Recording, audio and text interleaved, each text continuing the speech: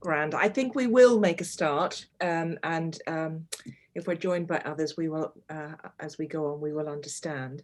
But welcome everybody to this second session looking at debt and economics after Christendom.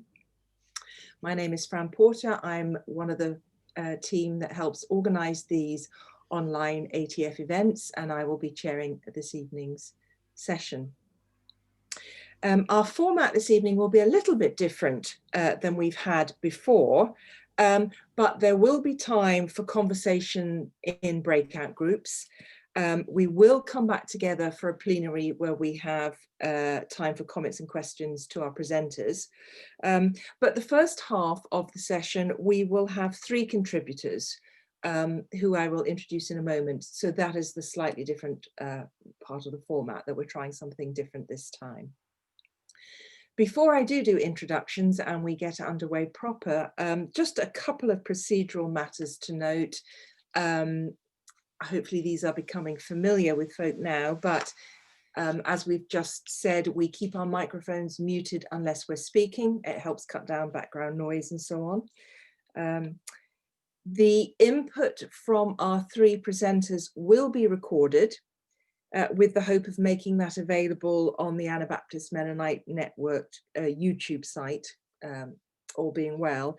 But just to be clear, that the conversation in groups and the plenary, when we come back together, is not recorded and is not made public, just so that everybody understands. Please do make use of the chat facility, like we have used before. Make comments, ask questions, supply references, pieces of information for each other. It is possible to keep a copy of that and keep the chat. So please bear in mind that comments to the group are not private and that everybody has access to those. So that's really just the how we do this out of the way. And I am delighted now to move on to the session proper, and I would like to welcome and introduce all three of our contributors at this point, and I will do it all together so that their presentations can flow on from one another without interruptions from me once we all get started. First of all, welcome back to Simon Perry, who is chaplain at Robertson College at the University of Cambridge. He's the author of Atheism After Christendom. He has at least two current book projects on the go that I know about, a commentary on the Gospel of Luke and another book in the After Christendom series focusing on economics and debt, the subject for this evening. He gave an intriguing presentation about this at our last session, introducing us to the idea that the concept of debt has been instrumental in shaping our understanding of our place in the world. And in a moment, Simon will have 10 minutes to remind us of those ideas.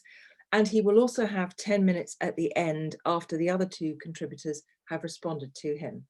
So welcome, Simon, again. We're glad to have you back with us. Welcome also to, I'm looking around my screen. There you are, David Nussbaum, who will be first to respond to Simon. David is Chief Executive at the Elders, which, as you probably know, is the independent group of global statespeople founded by Nelson Mandela, who work together for peace and human rights. David is also the Senior Independent Director at a FTSE 250 company. He's Deputy Chair of the International Integrated Reporting Council and also a member of the Ethical Investment Advisory Group of the Church of England. All quite a mouthful, I might say. But alongside his professional financial expertise, David is theologically trained, and he's well known to some of you, I'm sure, from his long engagement with UK Anabaptism. He's a former trustee and chair of the London Mennonite Centre, and one of the founding trustees of the Anabaptist Network, and remained a trustee throughout its time to its recent merger into what is now the Anabaptist Mennonite Network, under which we also, the forum has its home. So it's good to have your input this evening as well, David. So welcome to you. And welcome finally to Lloyd Peterson. Lloyd, who is also part of the team organising these online ATF sessions, but he is more than that. He is the editor of the journal Anabaptism Today. He's a member of the steering group for the Centre for Anabaptist Studies. He's an honorary research fellow at Bristol Baptist College and a visiting research fellow at Newman University. His own PhD was in New Testament studies, and his research interests now span, well, they include Anabaptist biblical interpretation, anarchist studies, the pastoral epistles, and the social scientific biblical interpretation. And many of us will know of his book in the After Christendom series, Reading the Bible After Christendom. So Lloyd, we look forward also to what you have to say. And you will follow on from David. And then we will return back to Simon for the final 10 minutes of this first half. Now, hopefully those introductions have whetted your appetite for the evening's discussion. And so I will hand now over to Simon. Thank you. If you unmute yourself, Simon, please. And are we recording? Yes, we are. Wonderful. Thank you. Thank you, Fran, and thank you very much for all the positive feedback from the last presentation, which generated more feedback afterwards. That was all very good, so thank you very much. And thank you to David and Lloyd as well. It's very humbling to have you guys here in conversation. So I'll spend the first few minutes recapping the first part of my presentation last time, and then I'll just address in the second half one of the elements that wasn't a chance to address last time. So the presentation I gave focused on the biblical roots of debt cancellation, the fact that in ancient Babylonian and Sumerian and other societies, debt cancellation was widespread because it made sense and was relatively straightforward. Kings could cancel debts to themselves so that when there is war or famine or other kinds of natural disaster, they would cancel debt, because if they allowed the debts to amass, people would not pay them because of the simple principle that debts that can't be paid won't be paid. The king needed people, after all, to be working his land, paying their taxes, fighting in his armies, and providing corvée labour for major building works. And if he did not cancel the debts, he would lose his power base. So debt cancellation wasn't just this lovely act of kindness. It was a practice adopted by ancient Jewish communities, but with a distinction that instead of implementing these debt cancellations sporadically or in response to a particular situation, Jewish communities inscribed them in law so that they had to happen regularly every 50th year. Instead of debt cancellation being at the whim of the reigning monarch then, instead of an oligarchic class preventing them from happening, in Jewish society, they had to take place regularly. And we discussed a little bit how the Sabbath is a weekly reminder of the temporary nature of everybody's status in front of God, a weekly reminder of the Jubilee. Everyone feared that an oligarchic class of super wealthy, tax-dodging elites would get a stranglehold on society. And these oligarchies did indeed manage to do this time and time again, and were the downfall of so many different empires. And that's because every avenue of life becomes an opportunity for profit making. Every scrap of land, every crop it produces, every natural resource, and of course, every human being. And by failing to cancel debt, the humanity is gradually ground out of human beings who are then reduced to a state of debt peonage. And I have to say a bit more clearly this week what I meant by debt peonage. It means that Homo sapiens is reduced to Homo debitus, Instead of human beings, they are reduced to human resources in which they exist primarily to profit those higher up the food chain. That's exactly the state into which Israel eventually fell at the hands of the Roman Empire. So that when Jesus bursts onto the pages of history, if he's a prophet, he's got to address that. And how does he kick off his PR launch? He says, the Spirit of the Lord is upon me because he's anointed me to preach good news to the poor. He sent me to proclaim freedom to the prisoners, recovery of sight to the blind, to release the oppressed, and to proclaim the year of the Lord's favor. To announce, in other words, a jubilaic age. Using the words of Isaiah, Jesus kicks off by initiating an era of Jubilee. His PR launch obviously did not end that well. As you may recall, they ended up trying to chuck him off a cliff or shovel him out of the town like human refuse. In any case, this is the age of new forgiveness, according to Jesus, of God forgiving the debts of his people. And the argument is that whatever else forgiveness means, it has to include, at some level, the cancellation of multi-dimensional debt. And that was the essence of my presentation. The responses to this revolved largely around what that means in the modern world. And of course, you cannot draw a straight line from ancient economic practices to contemporary economies. But there are principles that are blatantly common to both. And today I'm just going to take one example, just because of timing.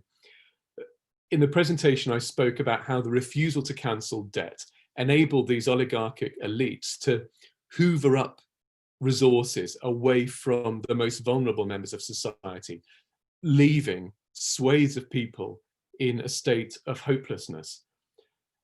This is precisely what we see with the neoliberal pattern of economics that emerged in the early 1970s. What I'll do in the book, and what I don't have time to do today, is to outline why the emergence of neoliberal economics coincides perfectly with the decline of Christendom. I really don't think that's a coincidence. But in any case, of the three central tenets of neoliberalism today, one is austerity, cuts to governments wanting to support the most vulnerable members of our society, trying to reduce national deficit by cutting back on government spending.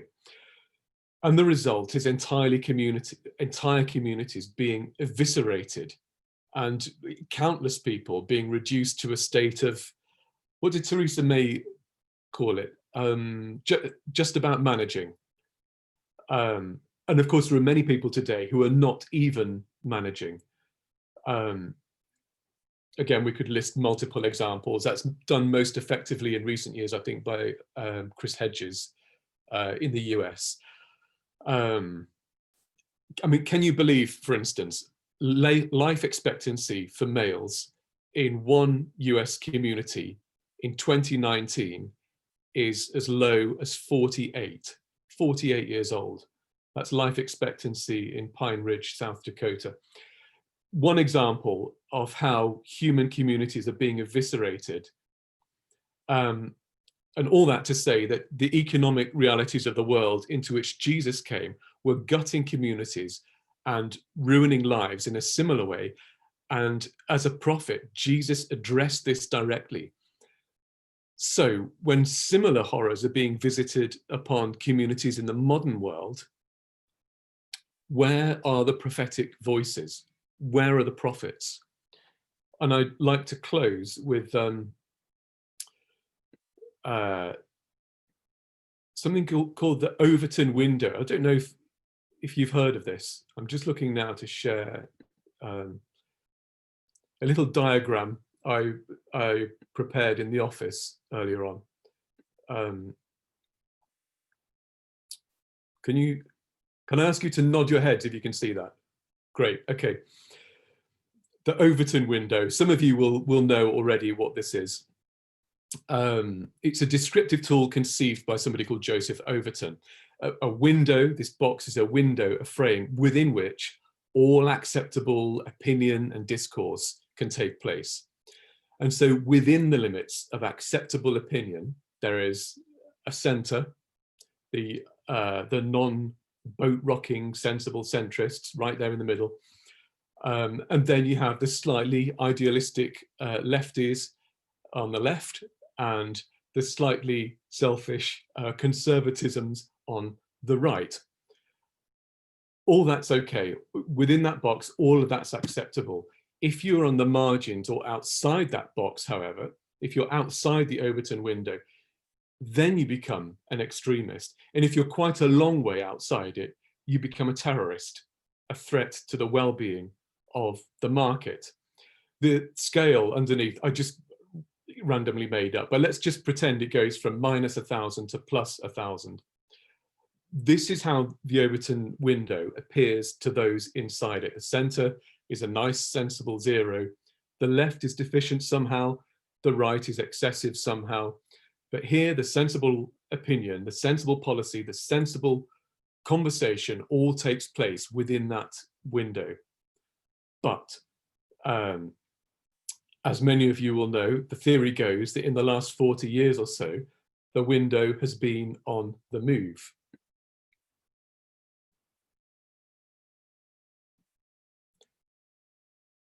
I should do a spot the difference section here.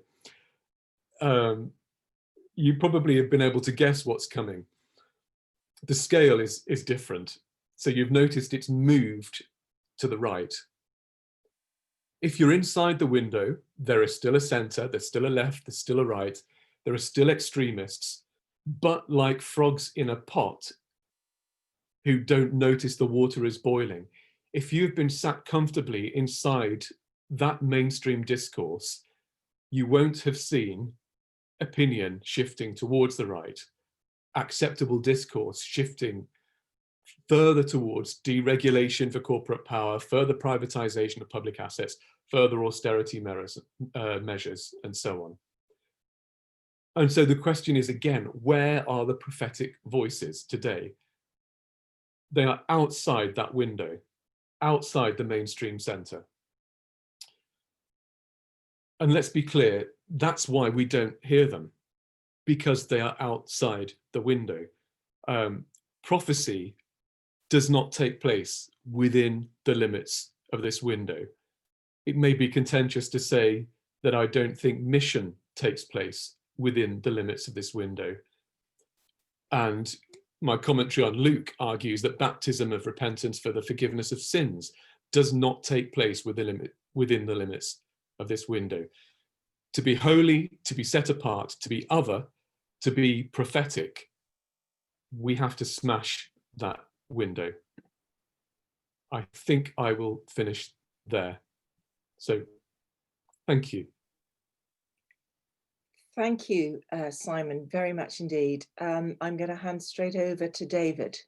If you would unmute yourself, David, and carry on, please do. Right, thank you, Simon, for that. Great summary and going a little further than your original presentation to us a couple of weeks ago. I'm going to focus particularly or more on the economics side of this, and Lloyd, I am confident, is going to focus more on the theology side, though I suspect you may find a bit of theology leaks into mine and a bit of economics leaks into to Lloyd's.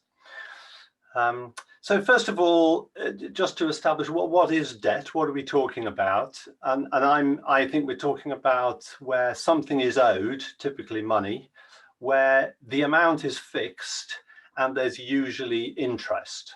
So that's my sort of working definition of debt. Secondly, if we look at sort of basic economic theory, debt fulfills a number of functions. It helps allocate resources. So people who need money can get resources from people who have money, and they can get a lot more because they've got to repay it than they would be able to if they just asked for it to be given to them.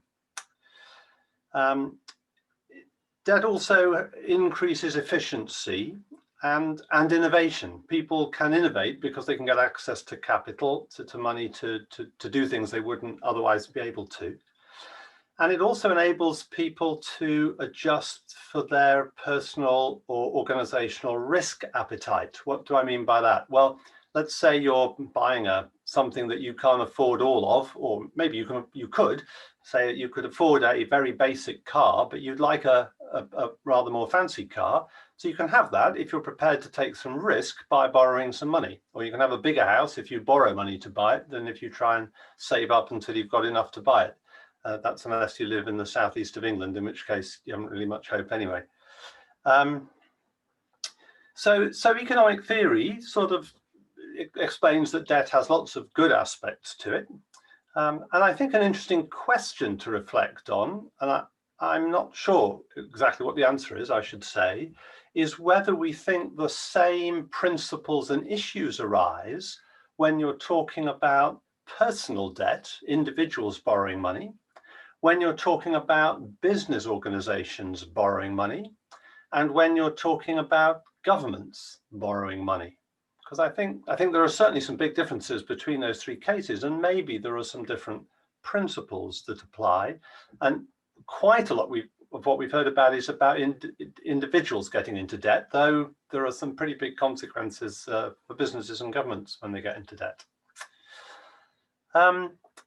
Then to pick up a bit on what Simon was saying about the debt not being repaid, that of course, as soon as you have any sort of debt, you immediately get into the fact that sometimes it's not going to be repaid. And most debt systems have arrangements for this. So you have bankruptcy proceedings and processes.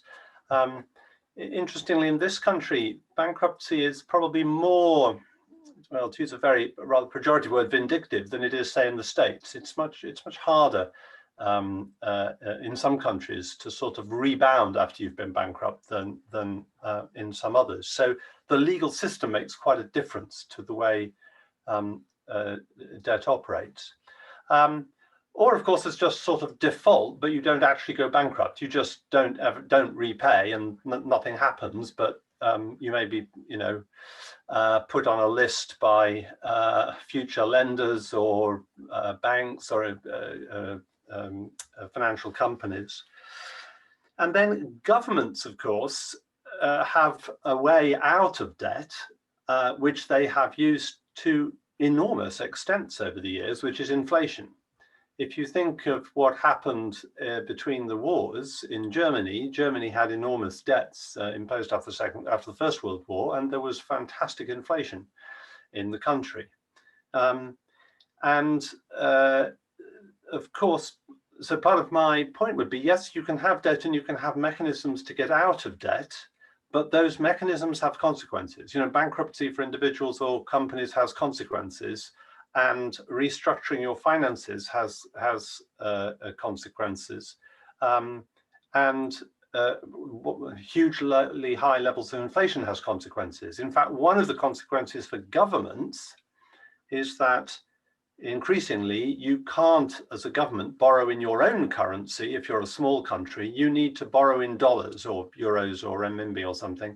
You need to borrow in a currency that the rest of the world thinks is okay and is unlikely to be inflated away, which means that when you get into trouble, you can't use inflation as a way of effectively defaulting on your debt.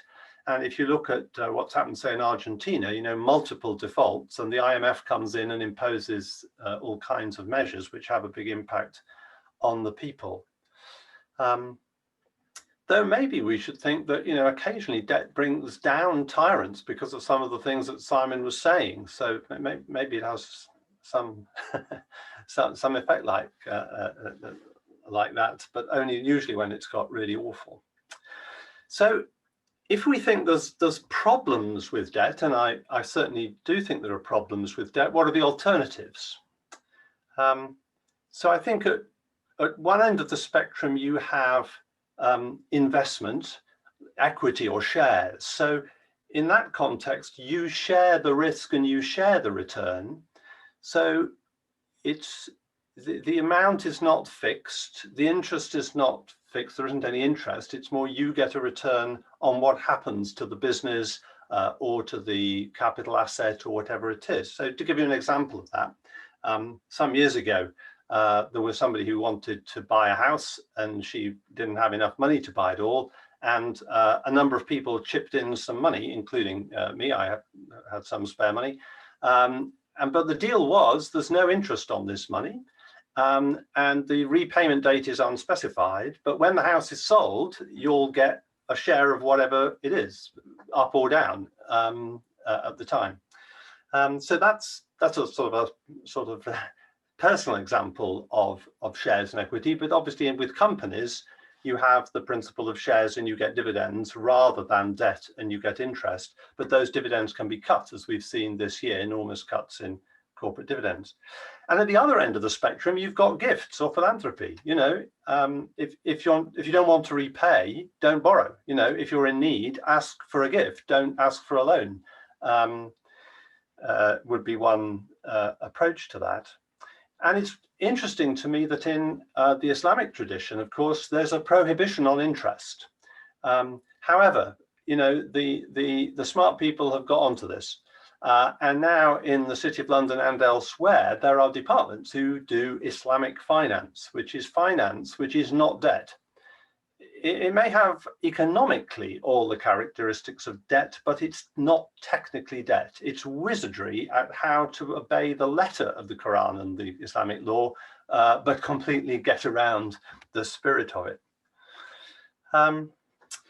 So what about the church and debt then? What might the church have to think about here? And I think I would want to say the Jubilee that Jesus quotes and that comes from Leviticus 25 and so on, is a fantastic vision. I don't think there's much evidence that it was systematically enacted throughout Israel's history. I think that was probably the exception rather than the rule. And, you know, they discovered the book of the law and so on. But the existence of that tradition, that vision, keeps sort of coming and keeps coming back, and Jesus is there trying to sort of revitalize it, it seems to me. But if we think of what what's the church's approach been over the years, I would say the first thing is the church, or some people in the church, said, look, was Jesus a good economist? You know, well, probably not. And so we can't really look to Jesus for much help on economics, at least not economics in terms of how you run a country. I mean, it might be all right for a few odd Christians, the people who are outside the Overton window. But, you know, if you're going to run a country, run a business, you can't really look to Jesus for economics. And I think there's also something to be said about the fact that the Levitical instruction is given to the people of God. It's not given to the foreign nations. And if you look at the foreign nation oracles, they don't complain that they don't implement the Jubilee, because this was a vision for Israel, not for everybody. Though was in one sense, Israel supposed to be a light to the nations and showing an alternative. And taking that into today's context, maybe the church should try to operate without debt, and amongst Christians there shouldn't be debt. And so we would be showing how a debt-free community can operate. And if we think about something like the Bruderhof, I don't think they have money that they owe to each other. I'm not sure they have money that they owe or that they use in their community at all. Anyway, the church certainly got pretty good at evading prohibitions on interest or usury and so on. And as it got powerful, you know, thought about it, had to think about how to run countries and organizations. And so debt became very much a part of that. Then just briefly to say, what about a Christian critique of debt? What would be my perspective on that, given how I see that, you know, debt has an economic role in a secular economic system? Well, firstly, it seems to me there's a lot to be said about justice. There's an awful lot in the Old Testament about justice and the consequence of debt for people, and the fact that debt effectively gives returns to those who've got from those who haven't, or at least it can do. Of course, if you're, you know, lending to a business, it might be a bit different. And there's also a big question about intergenerational debt. And I think that's a huge issue for government borrowing. You know, at the moment, governments in some parts of the world are borrowing enormous amounts of money. This will eventually have to be repaid. And it's either got to be inflated away, or you default on it, or the future generations will have to pay. And you know, that's a question, especially if in the pandemic, most of the advantages are to people of my age and above, and the people who are being hit hardest are the young, who are also then going to have to pay the cost of what we're doing to the economy and so on. Secondly, I think there's big issues about equality and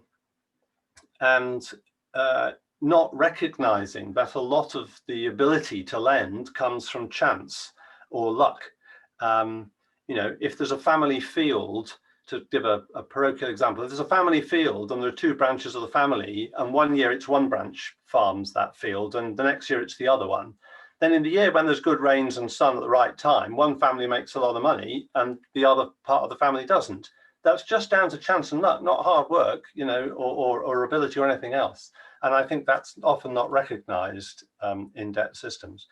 And thirdly, mercy, which brings us to the whole forgiveness theme and the forgiveness of debt, not as a right, but as an act of mercy.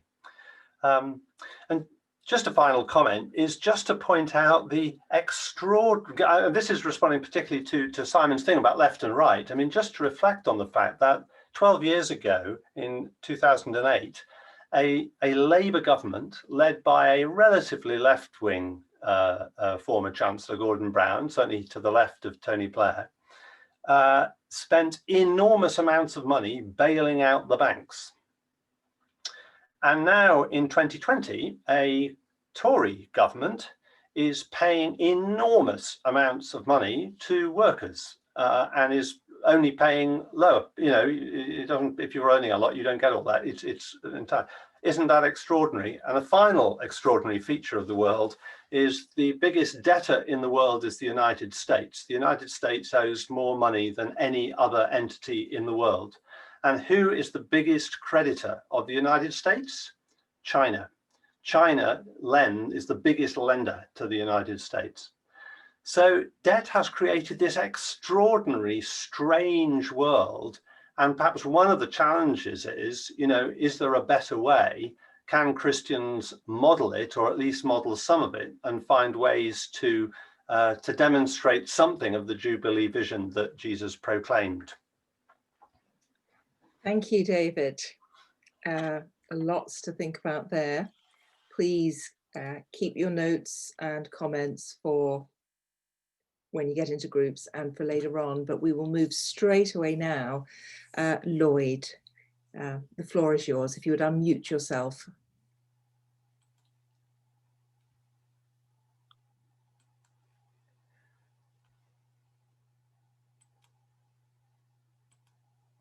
Okay. Can everyone see the slide? Yes? Can I have a thumbs up? Brilliant. Okay. I've got a problem because I can't see it. How do I? Oh, I see. That's it. Okay. I've got a series of slides here, and they mainly consist of quotes. I'm not going to spend the time going through all of them because that would be really boring. But they're there so that anyone who is going to watch the video afterwards can see them and read them at their leisure. I'm wanting to approach this subject of debt from the perspective of the poor, for whom debt, of course, is a crippling burden. And I want to start by looking at this from the perspective of anarchist theory. My own research, as some of you know, has been spent in the last few years on anarchist traditions and arguing for an anarchist reading of the Bible. And this comes from one of the great fathers of anarchism, Peter Kropotkin, and taken from his book, The Conquest of Bread. He says, wrong quote, wrong slide. One of the current objections to communism and socialism altogether is that the idea is so old and yet it's never been realized. He refers here, though, to those who did realize this vision. And when he talks about communism, of course, he's not talking about any kind of statist communism in the way that Marx would think of. He's talking about communism from a very anarchist perspective, anarcho-communism, if you will. And it's interesting that as he starts his thesis on anarchism, he refers to the thinkers of ancient Greece, the early Christians, and the Anabaptists. The thinkers of ancient Greece, the early church, and of course by large, I'm not so sure about large, but large communist brotherhoods which came into existence during the Reform movement. He's referring, of course, to Anabaptists. He goes on to say that all have a right to bread, that there's bread for all, and that the watchword of the revolution is bread for all. In other words, economic needs are being met across the board. There is no one living in below the poverty line. That we are utopians is well known. So utopian are we that we go to the length of believing that the revolution can and ought to assure shelter, food, and clothes to all, so that basic necessities are met for everyone in an anarchist society. Why do I start with anarchism? Because of course Jesus was an anarchist, no question about that. I say that as slightly tongue-in-cheek, but as well known a biblical scholar as Justin Meggitt, in a very important article, Was the Historical Jesus an Anarchist?, which is to be found in the first volume of Anarchism and Religion, spends some time in a very nuanced way talking about whether referring to Jesus as an anarchist is anachronistic. He doesn't think it is, and he concludes by saying that it may be pushing the evidence too far to say that Jesus of Nazareth was a major political thinker, but it's no surprise that Alexander Berkman, who's an early 20th century writer on anarchism, who believed Jesus to be an anarchist, and this is the concluding sentence of the essay from Justin, he was right. Jesus was an anarchist.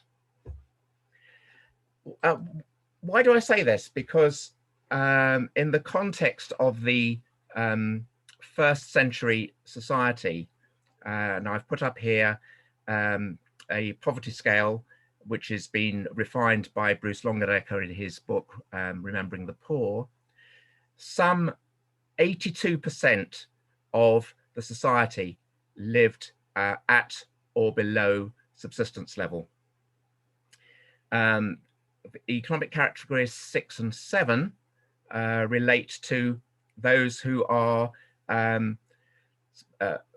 most of the time actually below subsistence level. ES5, those who are at subsistence level and generally just about survive.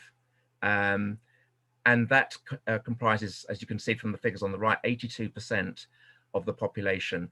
The difference between the wealthy elite and the poor was unbelievably large, even then back in first century Roman society.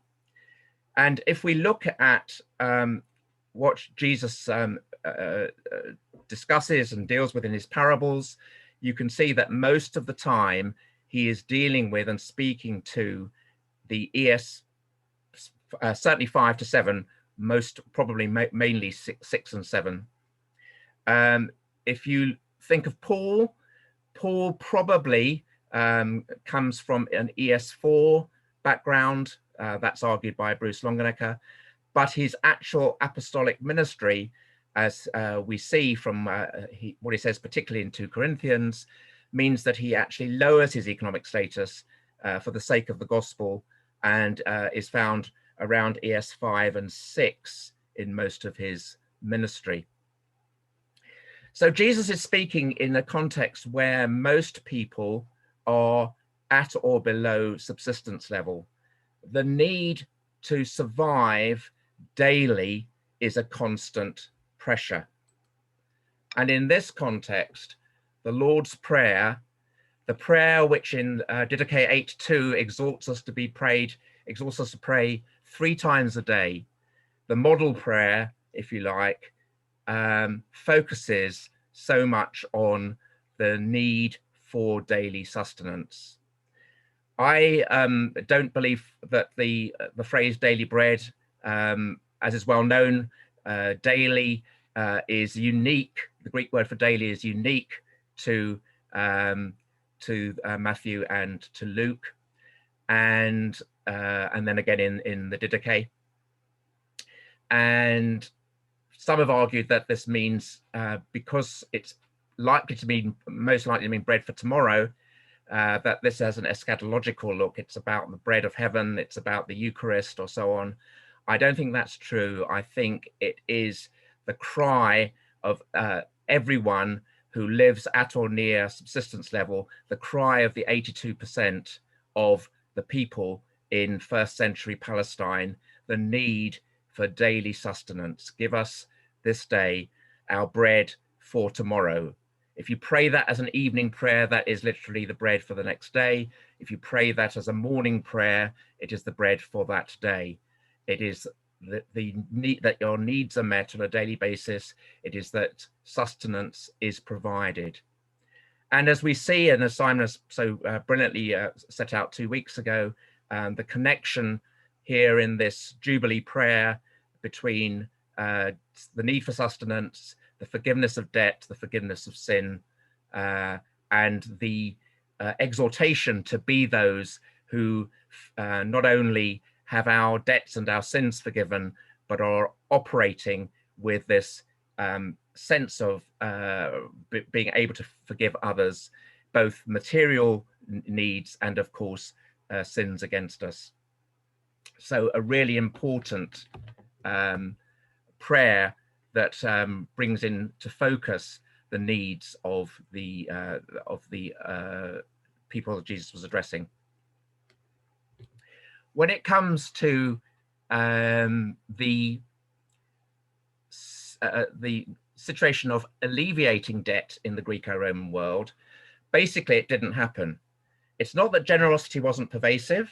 There's an awful lot of literature around about being generous and sharing, but this was primarily as a means of bolstering social prestige within an extensive system of patronage, and certainly didn't extend to the economic scale 6 and 7.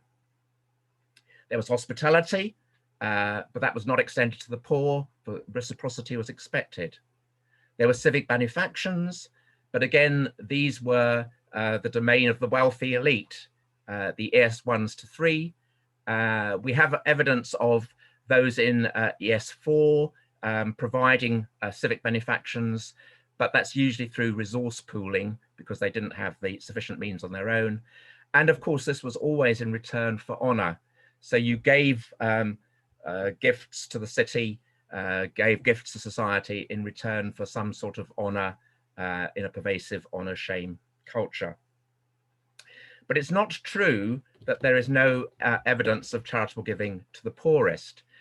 Some want to say that charitable giving is purely the domain of the Judeo-Christian tradition. It's not true. We have evidence from the first century philosopher Musonius Rufus, who is himself in the ES2 bracket, who quite clearly exhorts giving to the poorest. And we have Strabo's reference to the people of Rhodes, who regularly ensure that the poor receive sustenance. He remarks this on, and this is quite remarkable, but nevertheless, this does happen. And of course, in that context of structural inequality, Christians, mainly drawn from ES5 to 7, were in no position to be able to effect structural change. Instead, what Jesus proclaims is that the poor have good news brought to them. And I want to just stop for a moment on Matthew 11, because it is quite an extraordinary verse, and I know my time's nearly up, But go and tell John what you hear and see. The blind receive their sight, the lame walk, the lepers are cleansed, the deaf hear, the dead are raised. All of these extraordinary miracles. And then the final bit, the poor have good news brought to them, is kind of like a non sequitur. What, after all these miracles, what's that about? Well, the point is the poor having good news brought to them in the context of first century Greco-Roman society is as significant as these amazing miracles. As Bruce Longenecker says, and I won't read this, but if structures leading to physical disease and death are prone to transformation before the invading power of Israel's deity, Jesus imagines the same power to threaten the otherwise unshakable economic structures of his day. Incredible stuff.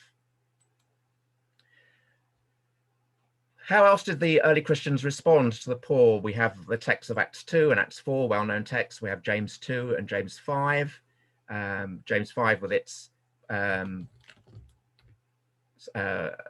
outrage against the rich. And Paul, who often is thought of as not having anything to say about wealth and the poor, regularly talks about sharing material needs with others, and I've given you the verses there. It's no surprise that the early anarchists looked to the Anabaptists for some of their material. A well-known quote from Menno Simons and a well-known quote from Peter Riederman. Again, time doesn't permit me to spend long on them. But to finish, if the Anabaptists were huge on mutual aid, whether it was the sharing of a common purse as the Hutterites, or the supplying of one another's needs as many other Anabaptist communities did, the question of mutual aid is at the heart of any anarchist understanding of society. And I finish with this quote: "It, that is mutual aid, implies a lavish, boundless sense of generosity in which people support each other and each other's projects. It expresses an open-handed spirit of abundance in which kindness is never in short supply. It points to new relations of sharing and helping, mentoring and giving back as the very basis for social organization. If the prophetic voice of the church is going to be outside Overton's window, then the church, like the early Anabaptists, need to encourage societies where mutual aid is being expressed in wonderful, open-handed spirits of abundance in which kindness is never in short supply." Thank you. Thank you, Lloyd. At this point, Simon, would you like to unmute yourself, and you have some time if you wish to make any responses. It's a little bit unfair because that's the first time you have really heard from what David and Lloyd were going to say, but if there's anything you would like to say at this point, the floor is yours. That's very kind. Can I just ask how we're doing in terms of time?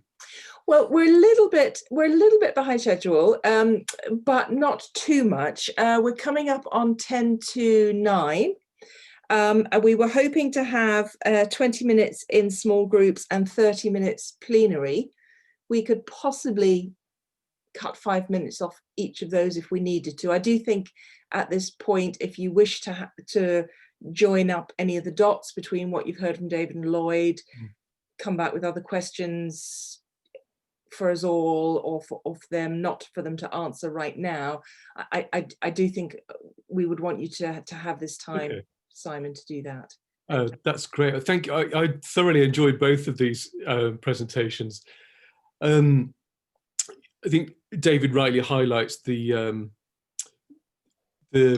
positive possibilities of debt and how at different levels it's a requirement. You absolutely need it in order to function. I have to say the presentation I gave is largely dependent on the economic historian Michael Hudson, and David rightly lists these different types of debt, and I think most of them are not the kind of debts that we're talking about cancelling. It tends not to be debt that you borrowed for your business, or personal debt because you borrowed from another person. It tends to be debt that you were born into beyond any control of your own, and that you will probably die into.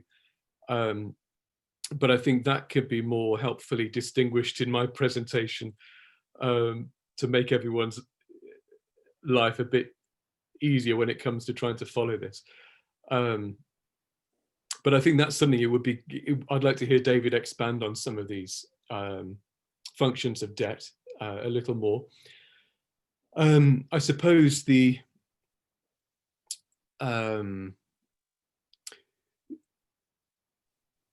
guys that I'm reading, the economists that I'm reading, talk about debt not so much as a function, a facility that enables you to function as a businessman or as an individual, so much as the power relations between creditors and debtors, and how those function. I could talk at more length about that, but I think I'll postpone that for the time being. This seems to be the focus that Lloyd has, with an emphasis on the poorest members of sort of ancient Israelite society. I think you mentioned Justin Meggitt. He's in our Anabaptist group here in Cambridge. And I think Justin, I hope I've remembered this properly. I seem to remember him writing something a while ago where he had a more simplistic, or a more binary model of ancient society, where there was sort of 1% and 99% of people were in a state of horrible poverty, and 1% were doing very well, thank you very much. Not a million miles from where some people claim we are now, the 1%. And I think in modern Britain, so I heard last year, to be in that top 1%, you just need a house worth $500,000 and you're there. So basically anyone in Cambridge that owns a house is in that bracket.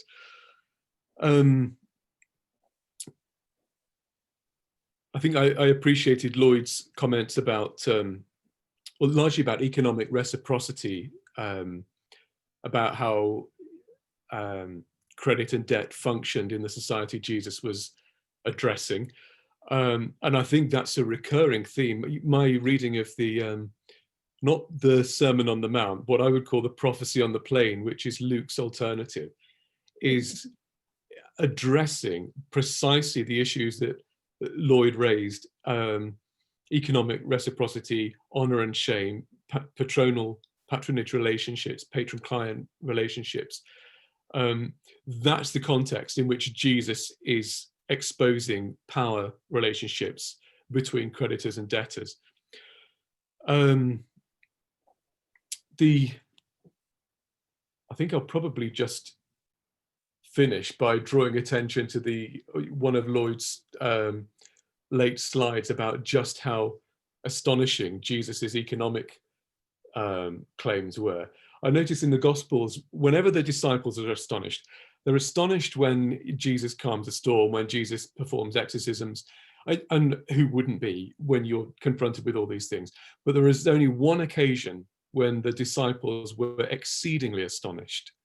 And what had exceedingly astonished them was when Jesus said, it's easier for a camel to go through the eye of a needle than for a wealthy person to enter the kingdom of God.